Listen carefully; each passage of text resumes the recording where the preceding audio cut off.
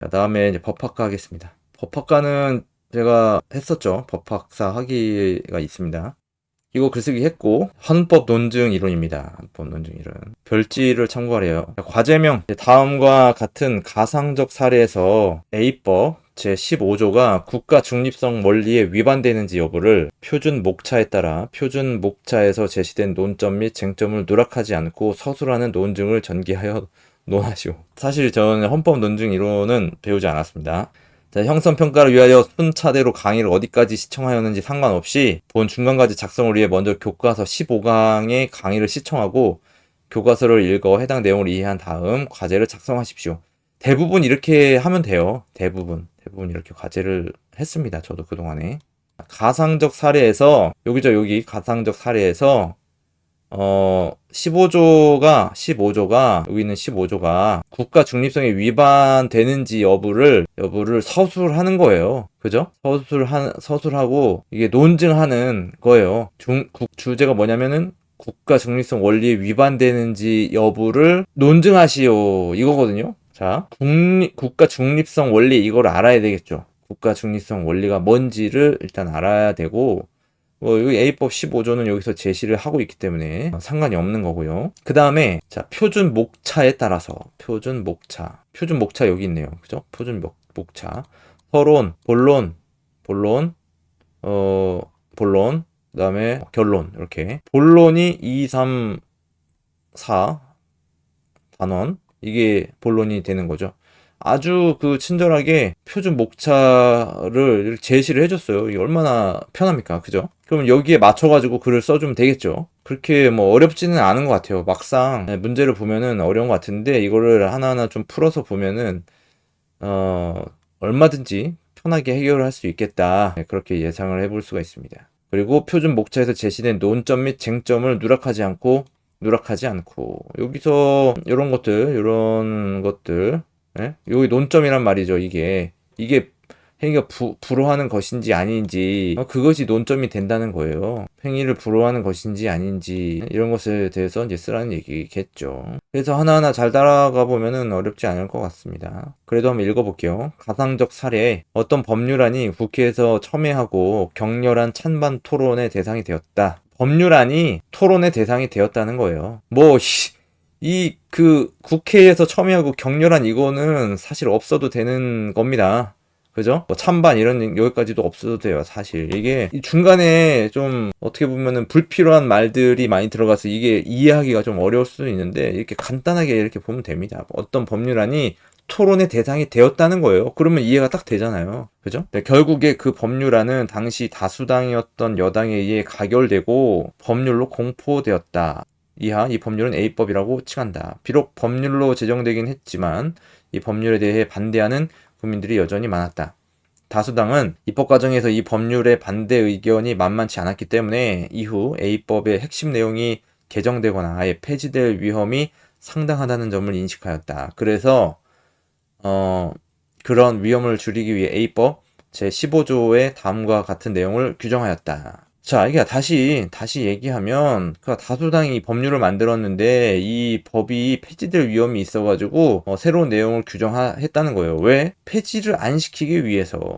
그죠? 근데 이게 이제 국가 중립성이 원래 위반되는지, 이거를 보란 얘기죠. A법 제15조, 18세 이상의 모든 국민은 본 법 자체의 내용에 대한 설명과 함께, 본 법이 꼭 필요하며 정당하다는 내용으로 구성된 교육을 매년 8시간 받을 의무를 진다. 예? 근데 이게 조금 너무 일방적이지 않나? 좀 이 자체 A법 15조의 1항도 좀 이상한 것 같아요. 내용이. 왜냐면 강요하는 거잖아. 이게 정당하지 않음에도 불구하고 정당하다는 식으로 그렇게 강요하고 있잖아요. 지금. 그래서 조금 문제가 있는 것 같습니다. 이거. 2항, 제1항의 교육을 받지 않은 사람은 교육 이수 의무 기한으로부터 교육을 이수 완료하지 않은 채 한 달이 경과할 때마다 그 해의 교육을 이수 완료할 때까지 과태료 100만 원에 처한다. 그러니까는 정당하지 않은 그 법을 배우게 하는 그런 일이 될 수도 있죠. 그러니까 결국에는 이 A법이라는 거에 대한 그 파생으로서 이런 것들이 만들어진 건데, 이것도 사실 뭐 이것도 A법에 문제가 있는 것만큼 이것에도 문제가 있다. 그러니까 A법을 정당화시킬 만큼의 관련된 15조라고 얘기하기는 조금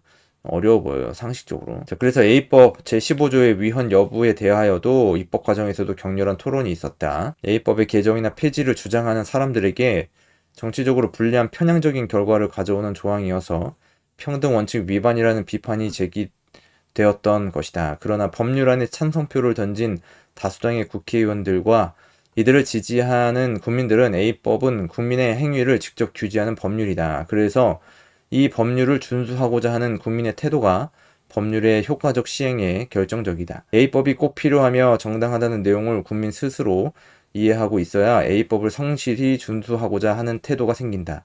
A법은 이미 공적으로 대한민국의 법률이 된 것이며 누구나 따라야 할 것이다. 법률안에 대해 토의가 이루어지던 때는 지났고 이제는 더 이상 한낱 어느 정당만 주장하는 의견에 불과한 것이 아니다. 즉 이제는 누구나 준수해야 할 법률이 되었다. 즉 그 법률에 대해서 정당하고 꼭 필요하다는 의견을 가지지 않는다면 그 법률을 준수하지 않으려는 성향을 가질 것이므로 국민이라면 마땅히 가져야 할 올바른 태도를 가진 국민이 아니다. A법 제15조의 교육 이수 의무는 국민이라면 보편적으로 마땅히 가져야 할 올바른 태도를 함량하는 것에 불과하므로 누군가를 불평등하게 편드는 것이 아니다고 하여 그 위헌성을 일축하였다. 그러니까 조금 이 자체도 더 강요하거나 조금 이상해요. 그죠? 그러니까 상식적으로 국민의 필요에 의해 가지고 그 상식적으로 만들어진 법이라기보다는 그냥 법을 만들어 놓고 그것을 따르게 하려는 것밖에 아니잖아요. 그러니까 이 법이라는 것은, 법을 만드는 것은 어떤 사회에서 어떤 문제가 발생이 되고 그것으로 인해 가지고 누가 피해자가 생긴다거나 어떤 일방이 불이익을 받는다거나 뭐 그러한 문제가 발생했을 경우에 그것을 법률을 통해 가지고 피해를 받지 않게 하거나 혹은 더 올바른 방향으로 가게 해야 됨에도 불구하고 오히려 이 법이 만들어짐으로 인해 가지고 이렇게 오히려 피해자가 만들어지는 그런 상황이 돼버리는 것 같아 가지고 위헌의 여지가 있지 않을까, 그렇게 생각을 하고 있습니다. 그래서 이제 국가 중립성의 원리와 의의 얘기를 했잖아요. 아까 처음에 얘기했지만 국가 중립성 원리가 뭔지를 일단 알아야 되는 거겠죠. 그래서 이제 국가 중립성 원리가 적용되는 사안인지 이것에 대해서 본론에서 얘기를 하는 건데, A법의 제정 시행이 국가 중립성 원리에 적용되는 주체의 행위인지의 여부. 그러니까 여기서 원리를 일단 알고 있어야 되겠죠. 원리를 알고 있어야만 다음 다른 이야기를 할 수가 있게 되는 거기 때문에 가장 여기 이 과제에서 중요한 거는 국가 중립성의 원리, 그것을 공부하는 것이 가장 중요한 것 같습니다. 그걸 알고 있어야 다음 이야기를 할 수가 있게 되는 거겠죠. 자, 그래서 이제 쭉 읽어보면 되는 것 같아요. 그래서 자기 어떤 생각을 이제 여기에 쟁점을 바탕으로 해서 거기에 맞춰가지고 글을 작성하면 될 것 같아요. 구성원들의 자유롭고 평등한 지위를 부인하는 전제에서 이루어진 행위를 불허할 것인지, 그렇죠. 지위를 부인하는 전제에서 이루어진 행위를 불허하는 것인지, 부인하는 전제에서 평등한 지위를 부인하지 않아야 하는데 전제에서 이루어지는 행위를 불허하는 것인지, 부인하는 전제에서 이루어지는 행위를 불허하는 것인지. 불허하는 게 아니고 그냥 부인하게 되는 거죠. 그죠? 평등한 지위를 부인하게 되는 거기 때문에 불허하는 거는 아니지 않는가? 이렇게 생각을 해볼 수가 있네요. 좀 복잡하네요, 이게. 논리학에 얘기를 하고 있는 것 같아요. 논리학. 법학을 공부를 하려면 이 논리학을 좀 공부를 또 해야 될 필요가 있어요. 완전히 전공이나 과목 외적으로 논리학에 대해서 좀 더 공부를 해야 되는 거죠. 논리학이라는 거는 주로 나오는 게 뭐냐면은 뭐예요? 예를 들어 이제 리트 경우다. 추리 논증, 추리가 있잖아요. 추리, 그죠? 추리 논증 같은 경우는 뭐예요? 명제 가지고 이것이 아니면 이것은 참이다.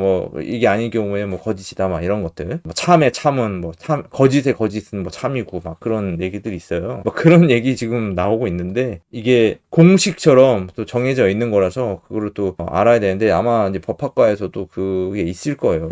있었던 것 같아요.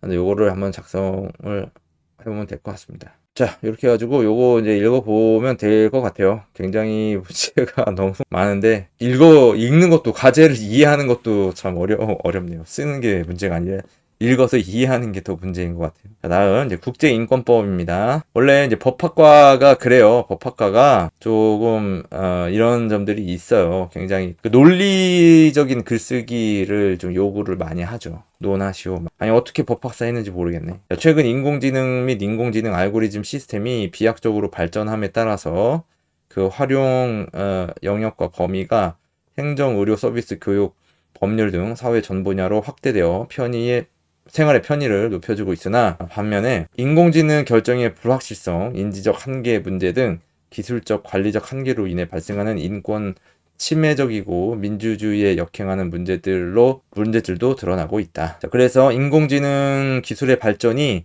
인권 침해를 발생시키는 국내외 사례들을 알아보고 교과서에 제시된 사례 외에 5가지 이상 짧게 정리하세요.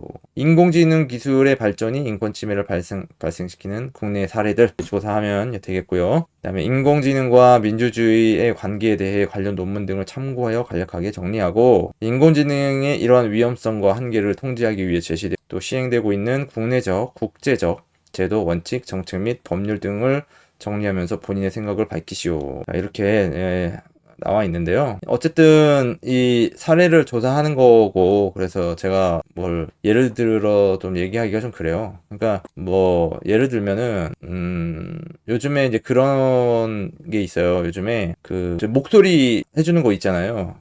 그 뭐라고 하는지 용어를 모르겠는데 유튜브에 보니까는 그 무슨 노래죠? 밤양갱인가요? 밤양갱? 밤양갱 노래를 원래 이제 밤양갱 그 비비가 있는데 가수 비비가 있는데 그것을 다른 그 가수들 다른 연예인들이 그걸 부르는 그런 영상이 있었어요. 밤양갱. 근데 이게 자 제가 유튜브를 보여드리겠습니다. 자 여기 이런 거 있어요. 여기 뉴스가 있어요. 이거 뉴스 이런 것도 있나?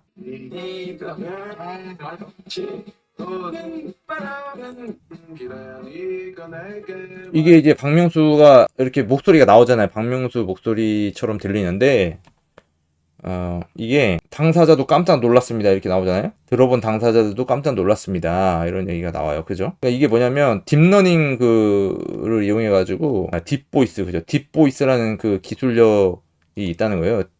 딥보이스를 이용해가지고, 그러니까 뭐 AI죠, 말하자면. AI를 이용해가지고 목소리를 구성을 해낸다. 예, 그런 거죠. 그래가지고 이것이 과연 이 노래를, 저작권을 누가 가지게 될 것이냐, 뭐 이런 것도 있더라고요. 그런 문제들에 대해서도 좀 얘기를 해볼 수가 있겠죠. 그죠? 그러니까 목소리 나오는 것도 뭐 말하자면 이제 저작권 있는 건데 목소리 개인 프라이버시권이 될 수도 있고 뭐 그런 거거든요. 그래서 그것이 악용이 됐을 때 그죠? 어떤 목소리를 가지고 그 사람 목소리를 이용해 가지고 어떤 악용을 하게 되면은 실제로 그 사람이 그런 말을 하지 않거나 그런 이야기를 하지 않았음에도 불구하고 그 사람이 말한 것처럼 그런 식으로 되니까는 이게 문제가 생길 수 있죠. 그러면 인권 침해 가능성도 있을 수가 있겠죠. 뭐 그렇게 봐야 되지 않을까요? 그러니까 이제 악용을 해가지고 네가 그런 말을 했지 않느냐, 그래서 내가 피해를 봤다 이렇게 주장을 하면은 그 정작 그 본인은 그런 말을 하지 않았음에도 불구하고 피해를 보게 되는 그런 상황이 생길 수 있단 말이죠. 그런 거를 생각해 보면 되겠죠. 그리고 논문 같은 거는 이제 참고를 해보시면 되겠고요. 그 다음에 인공지능 위험성 한계 통제하기 위해 제시되고 법률 등 정리하면서 본인의 생각을 밝히시고 그죠? 이런 이제 현상들이 생기면 그때부터 법을 좀 생각을 하면 되는데 그런 법이 있는지 없는지 뭐 그런 것들을 좀 조사를 해볼 필요가 있겠네요. 그죠? 정보통신법, 그냥 뭐 그런 거 좀 관련이 될 수 있지 않을까요? 그 정보 그 3법 있잖아요. 예? 통신 3법이라고 하잖아요. 데이터 3법, 그죠? 데이터 3법. 그러니까 개인정보 보호법하고 정보통신망 이용 촉진하는 그 정보통신망법하고 그다음에 신용정보법, 그리고 3가지 그 법률이 있거든요. 그것에 대해서 조사를 일단 해보고 데이터 3법 본인의 생각, 이 법률이 이런 인공지능의 어떤 문제를 말하자면 커버할 수 있는지 이런 것에 적용을 시킬 수 있는지, 법에 어떤 사각지대에 있는 건 아닌지, 뭐 그런 얘기들을 하면 될 것 같습니다. 자, 다시 데이터 3법이라고 하는 것은 개인정보보호법, 그죠? 그 다음에 정보통신망법, 그 다음에 신용정보법, 이렇게 세 가지가 있어요. 근데 사실 뭐 이렇게 좀 짧게 얘기했지만 이 법률의 이름은 상당히 깁니다. 그죠? 개인정보보호법은 뭐 그렇다 치고, 정보통신망법은 정보통신망 이용 촉진 및 정보 보호 등에 관한 법률 이렇게 돼 있고, 그다음에 신용정보법은 신용정보의 이용 및 보호에 관한 법률, 신용정보의 이용 및 보호에 관한 법률, 이렇게 법률이 이름이 정해져 있습니다. 이거 넘어갈게요. 네, 지시사항 좀 확인해 보면 되겠고요. 반드시 3회 이내로 시킬 것. 3회 이내라는 것은 1매를 해도 되고 2매를 해도 되고 3매를 해도 된다는 얘기죠. 그 1매에다가 다 이거를 정리할 수 있으면은 그렇게 하면 되는 거예요. 능력고. 딱 그 핵심만 딱 집어가지고 여기서 요구하는 그 내용을 정확하게 집어가지고 정확하게 딱 설명을 해주면은 뭐 하는 사람도 좋고 또 읽는 사람도 편하고 좋죠. 반드시 뭐 3회까지 시켜야 할 이유는 없습니다. 3매를 써도 돼요. 적당하게 한 3매 정도 하면 될 것 같은데 2매는 너무 짧은 것 같고 한 3매 정도 하면 될 것 같네요. 그 다음에 지적재산권법입니다. 자, 각 기업은 온라인으로 집의 실내 인테리어 사업을 하고 있다. 이를 위해서 스마트폰 애플리케이션을 개발하였다. 개발 내용은 집의 실내 인테리어 사진을 올리고 소비자가 사진을 클릭하면 사진 속 제품의 링크를 통해 온라인으로 구매할 수 있는 것이다. 자, 읽으면서 이해를 해야 돼요. 그냥 읽고 그냥 말아버리면 안 돼. 이게 책을 독서를 하는 방법인데요. 그러니까 머릿속으로 이해를 하면서 읽어야 되는 거지 그냥 읽고 넘어가면 안 돼요. 그냥 읽는 거 따로 생각은 따로 이렇게 하면 안 된다는 거예요. 다시 읽어볼게요. 자, 각 기업은 온라인으로 집에 실내 인테리어 사업을 하고 있대요. 이를 위해 가지고 스마트폰 애플리케이션을 개발했는데 그러니까는 스마트폰 애플리케이션으로도 그 뭐 인테리어를 뭐 말하자면 뭐 좀 홍보하고 광고하고 그럴 수 있는 그런 애플리케이션을 개발했다는 얘기가 되겠죠. 개발 내용은 집에 실내 인테리어 사진 올리고 소비자가 사진을 클릭하면 사진 속 제품의 링크를 통해 온라인으로 구매할 수 있는 것이다. 괜찮네요. 그죠? 어떤 그 실내 인테리어에 뭔가 비치된 그런 가구라든지 혹은 도구나 뭐 액세서리나 이런 것들을 클릭을 하면은 그게 링크로 연결돼 가지고 온라인으로 구매할 수 있는 사이트로 연결이 된다. 그런 얘기네요. 갑은 이러한 비즈니스 모델을 특허로 출원하여 등록받았다. 근데 을기업은 갑과 유사한 것으로 보이는 내용의 사업을 진행하고 있다. 자, 을기업이 갑 기업의 특허 침해 시 갑의 대응 방안을 설명하시오. 자, 이론을 바탕으로 해서 좀 얘기를 하면 되겠죠. 그러니까 특허 저작권, 저작권, 특허 이런 그 주장 을 할 수가 있죠. 그러니까는 재산권, 지적 재산권을 침해했다, 특허권을 침해했다. 뭐 그것에 대한 손해배상 청구를 할 수 있다. 뭐 그거가 되겠죠. 그죠? 그 손해배상 청구뿐만 아니고 그것을 사용하지 못하게 하는 그 제한을 할 수도 있는 거고. 뭐 그런 얘기들이 이제 주요하지 않을까요? 예, 주로 이제 손해배상 또는 뭐 이것을 기술을 어떻게 가져가게 됐는지 어떤 식으로 이런 기술을 개발했는지 여기 개발했다고 나와 있잖아요. 스마트폰 애플리케이션을 개발했다 이렇게 돼 있는데 그 을 기업이 그 프로그램이나 혹은 애플리케이션을 어떤 식으로 개발했는지 어떻게 개발했는지에 대한 그런 조사도 해볼 필요가 있지 않을까요? 왜냐면은 기술을 도용하거나 그죠? 남의 기술을 갖다가 훔쳐가지고 사용했을 수도 있는 거니까 그러면은 어떤 민사적인 그 손해배상 청구뿐만이 아니고 형사적으로도 고소를 해가지고 형사상 처벌을 받을 수 있게끔 할 수도 있죠. 그러니까 을 기업의 그 대표를 구속시킨다든지 영원히 그 기업을 영업을 하지 못하게 한다든지 그런 행정처분이 또 있을 수도 있을 것이고요. 뭐 그러한 그 과정, 그러한 방안을 좀 이야기를 하면 될 것 같은데요. 그런데 이제 이런 이야기를 할 때는 그 어떤 이제 법을 근거로 해가지고 이야기를 해야 되겠죠. 법에 어떤 내용이 있는데 이 법에 의하면은 어떤 이제 남의 기술을 이제 훔쳤을 때 어떠한 처벌을 받을 수 있다. 뭐 그런 주장을 한다거나 혹은 민사상에서 그 이제 뭐 지식재산권법에 있겠죠. 그 내용이. 그래서 이제 손해배상을 어떻게 할 수 있는지 그런 내용을 구체적으로 그 법에 근거해가지고 써주면은 이제 될 것 같습니다. 그죠? 그냥 내 생각을 쓰는 게 아니잖아요. 이것이 그 법에 근거해가지고 그 법에서 이야기하는 대로 그런 식으로 조치를 해야 되는 거라는 거죠. 자, 그 다음에 을기업이 갑기업으로부터 권리 침해의 경고를 받은 경우 을의 대응 방안을 설명하시오. 그 자기의 그 지식 그 권리를 주장할 수가 있겠죠. 그죠? 이게 뭐 도용한 것도 아니고 우리가 스스로 개발한 거다. 그런 것들을 좀 증명하면 되지 않을까요? 근데 유사해진 거다. 어쨌든 그 내용은 좀 개발되는 소스도 다르고 그 뭐 아이디어는 비슷할 수도 있지만은 그 개발 방식이 좀 달랐다. 뭐 그런 식으로 자기 어떤 고유한 능력에서 만들어진 것이다. 이런 것들을 좀 이야기하면 될 것 같은데요. 그래서 자기도 뭐 특허나 뭐 그런 걸 가지고 있다. 얘기해 볼 수 있을 것 같은데 어쨌든 이제 지식재산권법이라는 그 법을 근거해가지고 이야기를 하면 되는 것 같습니다. 저는 지식재산권법은 배우지 않았어요. 한때 이제 한편으로 이제 지식재산 그 전공, 지식재산 전공이 또 있어가지고 그거를 뭐 또 관심이 있었는데 그것까지 뭐 진행은 하지는 않았었습니다. 이렇게 하면 될 것 같아요. 자, 넘어갈게요. 사유문제론 했고 자, 소송과 강제 집행입니다. 자, 문제. 갑은 자신의 자가용을 몰고 운행하던 중 종로 5가에서 대학로 방향으로 좌회전하던 을이 운전하는 자가용과 교통사고가 발생하였다. 을은 교통사고로 인하여 전치 8주의 상해를 입었다. 이거는 재판적이 어디 있느냐 그런 얘기 하는 것 같은데 재판적 얘기하는 것 같아요. 을은 교통사고로 인하여 전치 8주의 상해를 입었다. 한편 사고의 원인은 갑의 신호 위반으로 인한 것이었음이 밝혀졌는데 갑은 경찰의 개입을 막기 위하여 치료비 등 일체의 손해를 배상하겠다고 약속하면서 자신의 주소와 성명 등을 을에게 알려주었다. 그러나 그 주소와 성명 등은 실제로는 갑의 형인 A의 것이었다. 이거 예전에 나왔던 문제 같은데. 자, 문제 1번. 을이 A를 상대로 손해배상 청구의 소를 제기하였고 실제 A가 피고로서 변론에 응하였다면 이 소송의 피고는 누구인가? 이거 나와 있을 거예요. 아마 저기 그 실제 A가 피고로서 변론에 응하였다면 소송의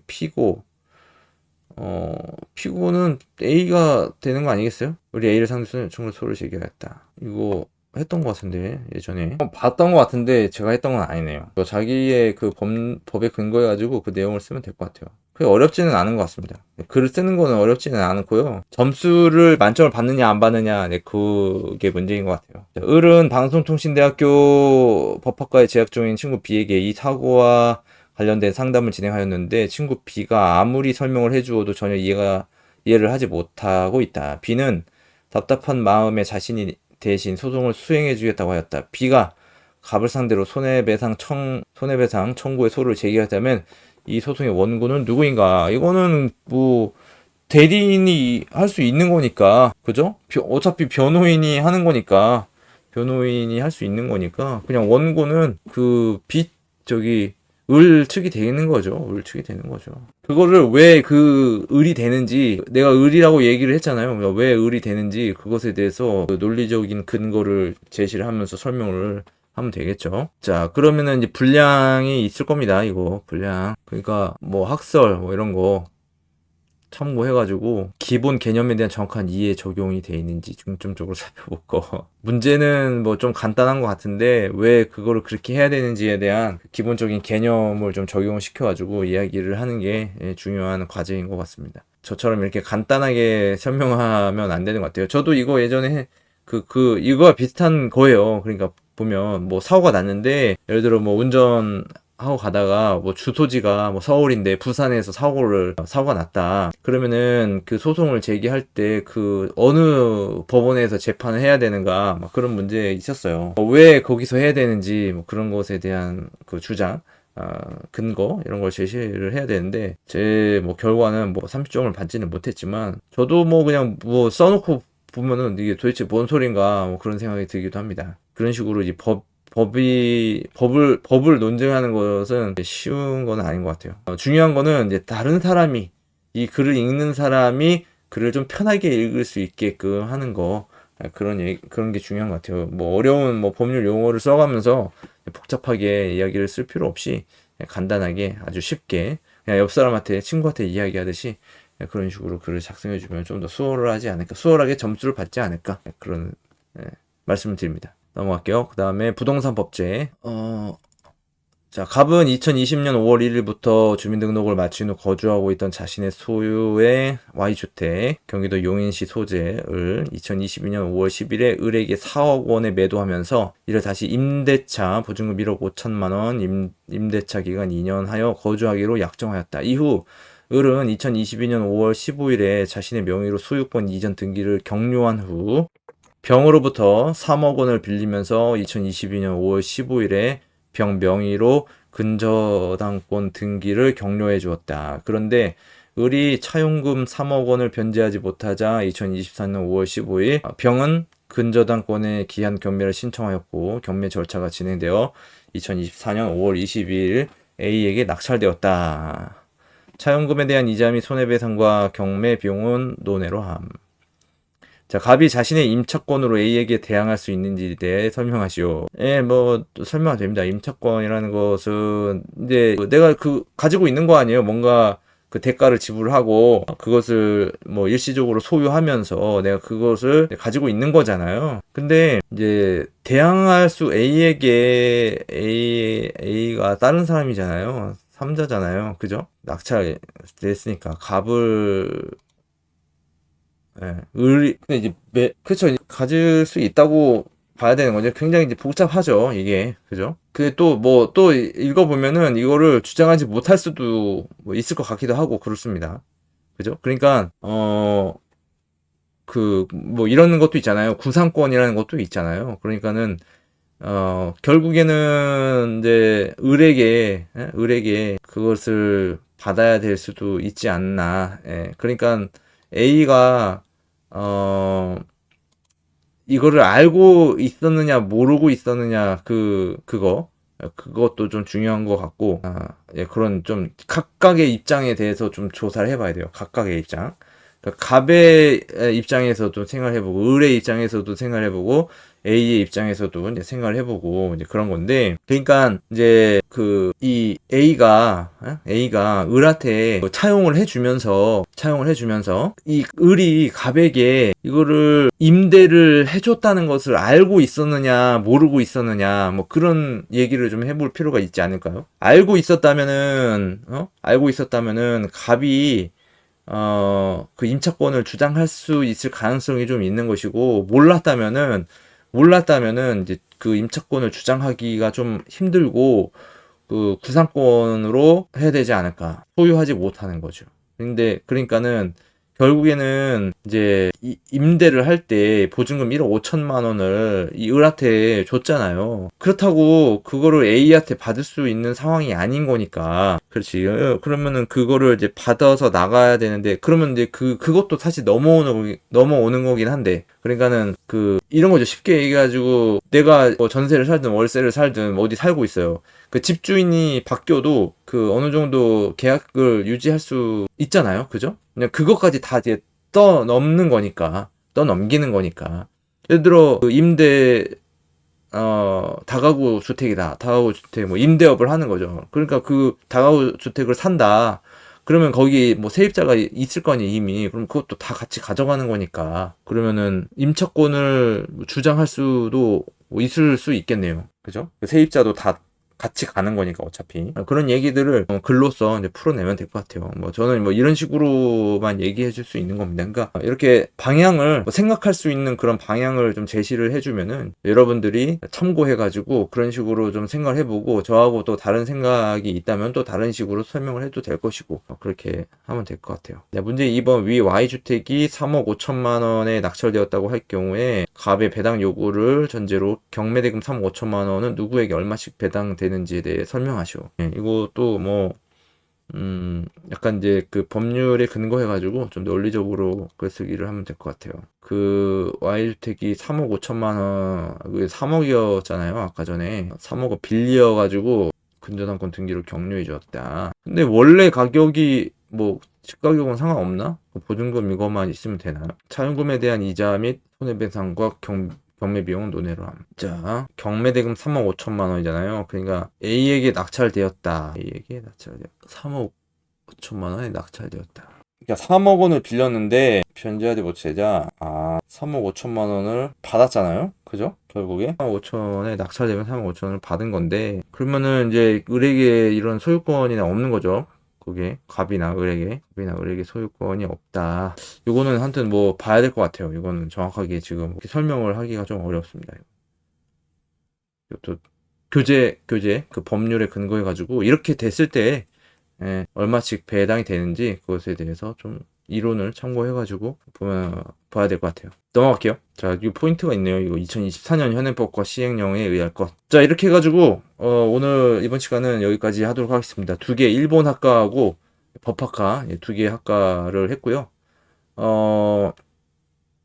이제 그 라이브는 해보니까는 이제 본인 학과가 아니면은 좀 별로 이렇게 시청하는 게 의미가 없겠더라고요. 생각을 해보면. 저는 뭐 의미가 있을 수 있어요. 제가 하는 거는 뭐 이렇게 녹화 방송을 하든 라이브 방송을 하든 어쨌든 뭐 같은 거거든요. 그렇기 때문에 저는 상관이 없는데, 참여하시는 분들이 자기 거하고 관련이 되지 않는 그 내용을 들을 필요는 없기 때문에 굳이 라이브를 통해서 하지 않고, 나중에 라이브는 그냥 질문 답이나 뭐 소통하는 그런 방송으로 진행하고요. 앞으로 이렇게 그냥 녹화해가지고 영상을 업로드 하도록 하겠습니다. 그래서 참고 할 부분들만 다 이렇게 정확하게 선택을 해가지고 그렇게 보시면 될 것 같아요. 그렇게 제가 또 해드렸잖아요. 인덱스를 만들어가지고 딱 골라서 볼 수 있게끔 만들어 놨으니까 그렇게 시청하시면 될 것 같습니다. 그러면은 고생하셨습니다.